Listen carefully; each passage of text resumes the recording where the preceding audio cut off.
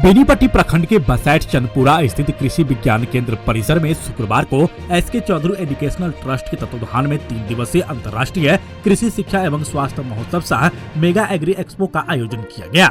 Seminar का उद्घाटन केरल के राज्यपाल राजेंद्र विश्वनाथ आर्लेकर, निवर्तमान सांसद हुकुमदेव नारायण यादव, दरभंगा कामेश्वर सिंह संस्कृत विश्वविद्यालय के कुलपति डॉक्टर लक्ष्मी निवास पांडे, डीएम अरविंद कुमार वर्मा व एसपी योगेंद्र कुमार सहित अन्य अतिथियों ने दीप प्रज्वलित कर कार्यक्रम का उद्घाटन किया।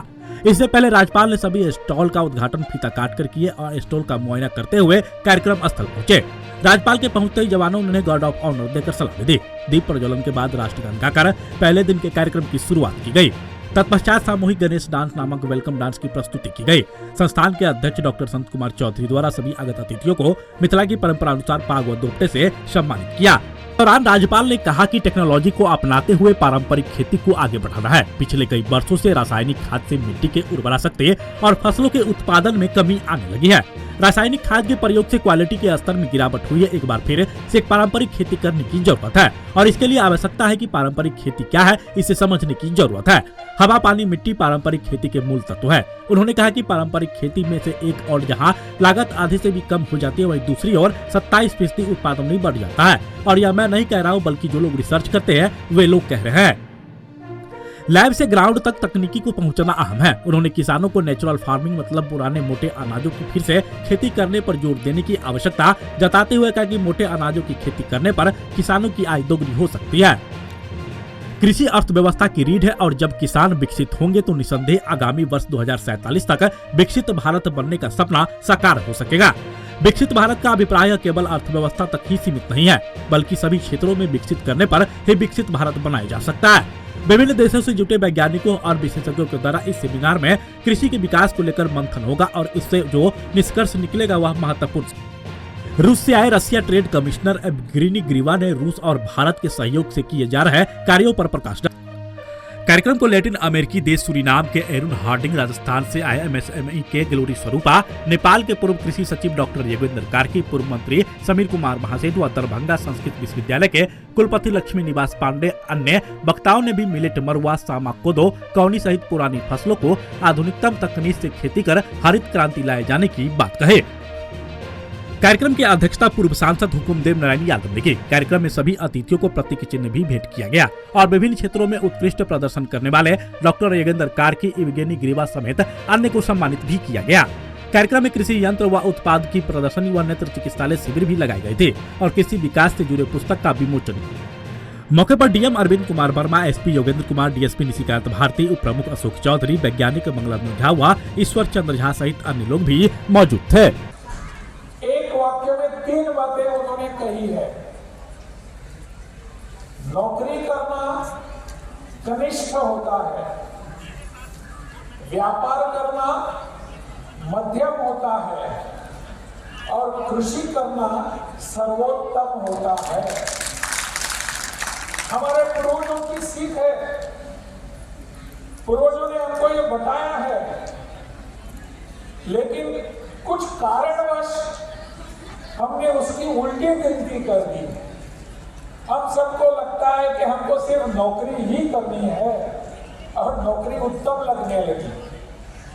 हमारी पढ़ाई भी हमारी इस दिशा में जाती है कि हम नौकरी करेंगे, परंतु इस सोच को बदलने की आवश्यकता है मेरे मित्रों।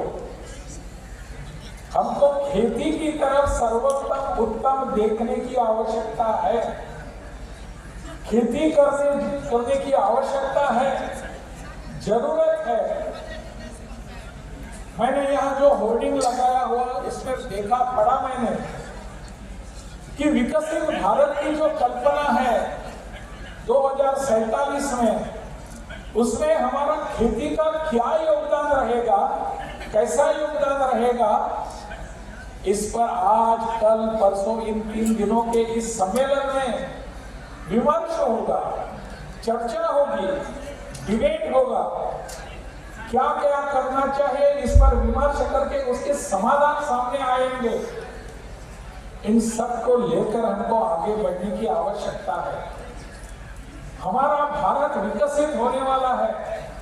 2047 में यह सपना हम देख रहे हैं।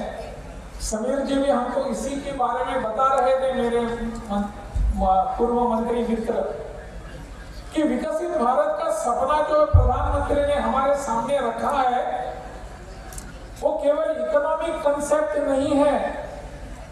हमारी आर्थिकी सुधर जाएगी और हम पूरे देश विश्व भर में विकसित बन जाएंगे। वो तो है, इकोनॉमिक कंसेप्ट है, आर्थिक स्वरूप है, परंतु साथ साथ हमारे बाकी जीवन के सभी आयाम जो है उनको भी विकसित करने की आवश्यकता है। खेती को भी इसी दृष्टि में देखने की जरूरत है। हम अगर खेती करना चाहते हैं तो खेती में नए नए अनुसंधान कैसे आने चाहिए, नए शोध कैसे आने चाहिए, किस प्रकार की खेती हमारे लिए उपयोगी हो सकती है, किस प्रकार की खेती करने के बाद हमारी आय दुगनी बन सकती है, इस पर विमर्श होने की आवश्यकता है, चर्चा होने की जरूरत है। मैं समझता हूं इस 3 दिवसीय सम्मेलन में इस पर विमर्श होगा, इस पर समाधान आ जाएगा कि हमारी खेती की आय दुगनी कैसे बनेगी, किसान हमारी दुगनी आय की कैसी व्यवस्था कर सकते हैं। इसके लिए हमको एक मेरे मन में जो विचार आया है वो मैं आपके सामने रखने का प्रयास कर रहा हूं। मेरे मन में जो विचार आ रहा है कि ये है कि आय अगर हमको दुगनी करनी है हमारे किसान भाइयों और बहनों की, तो हमको प्राकृतिक खेती को अपनाना होगा। नेचुरल फार्मिंग करने की आवश्यकता है। फर्टिलाइजर्स का उपयोग जब हम खेती में करते हैं तो हम देखते हैं कि हमारी वहां की मिट्टी का स्तर कैसे नीचे गिरता है। हमारी मिट्टी, फिर हमारी खेती, हमारी जमीन फिर एक बार उसके लिए उत्पादन करने के लिए योग्य नहीं रहती आपके 1-2-4 सालों के बाद। परंतु अगर हम प्राकृतिक खेती अपनाते हैं तो प्राकृतिक खेती अपनाने के बाद हमारे खेती में जो मिट्टी का स्तर जो होता है, उसकी फर्टिलिटी जो होती है वो नीचे नहीं जाती। इसलिए हमको इस दिशा में कुछ प्रयास करने की आवश्यकता है। मैंने ऐसे एक राज्य में देखा, हिमाचल प्रदेश में प्राकृतिक खेती के लिए वहां क्या प्रयास हो रहे हैं। लगभग आज की तारीख में वहां 2 लाख से ज्यादा किसान प्राकृतिक खेती का उपयोग कर रहे हैं। उनको जाकर पूछिए एक बार क्या कर सकते हैं वो, और उन्होंने अपनी आय कैसी दुगनी की है। मैं यहाँ मेरे सामने एक यहाँ होर्डिंग बोर्ड देख रहा हूँ, डॉक्टर राजेंद्र प्रसाद केंद्रीय कृषि विश्वविद्यालय, अपने पूसा का केंद्रीय विश्वविद्यालय है। पिछले वर्ष मैं वहां गया था।